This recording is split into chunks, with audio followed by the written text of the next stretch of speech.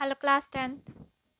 आज हम करने वाले हैं आपकी टेक्स्ट बुक के चैप्टर 5th की एक्सरसाइज 5.1 का क्वेश्चन 5th, जो कि हमसे कह रहा है कि क्या गिवन सीरीज एपी है या नहीं है।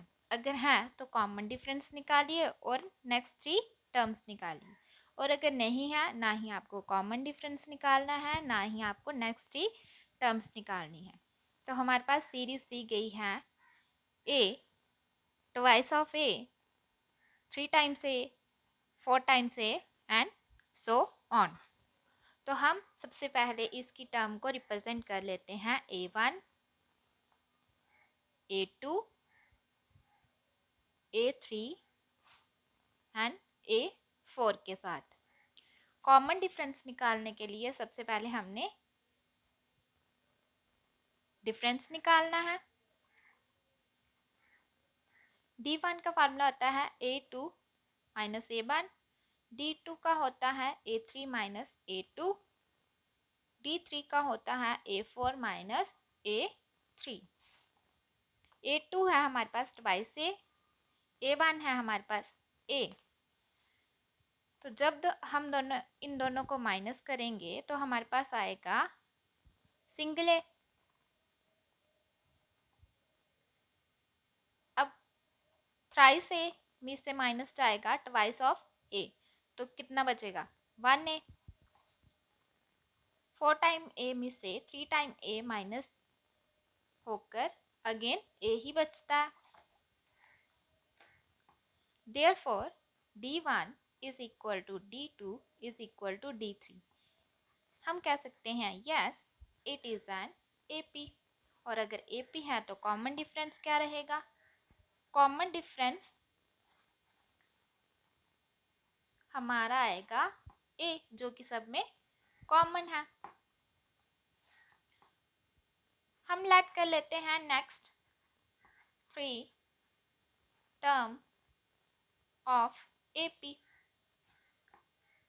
जो कि रहेगी A5, A6 एंड A7।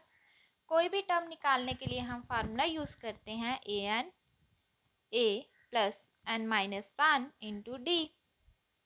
अब A5 निकालेंगे तो A हमारे पास रहेगा सिंपल A, n हमारे पास रहेगा 5 और D हमारे पास रहेगा A,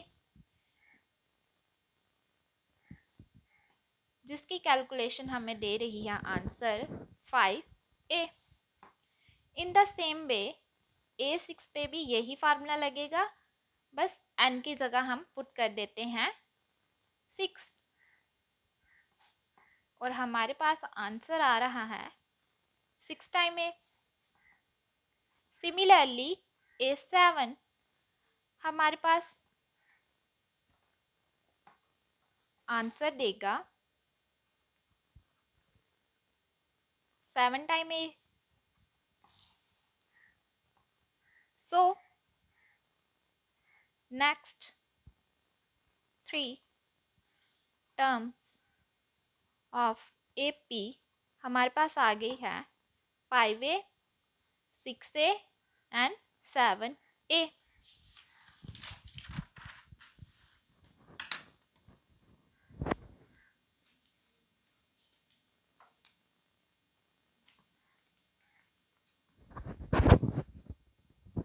हमारे पास 11 पार्ट है A स्क्वायर, A क्यूब,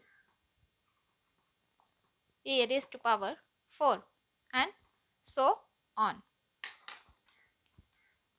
हम लेट कर लेते हैं इसकी टर्म को A1 को A, A2 को A स्क्वायर, A3 को A क्यूब एंड A4 को A to the raise power 4। अब कॉमन डिफरेंस निकालने के लिए हमें अगेन डिफरेंस निकालना पड़ेगा। A2 minus A1, A3 minus A2, A4 minus A3। A2 है हमारे पास A स्क्वायर, A1 है हमारे पास A।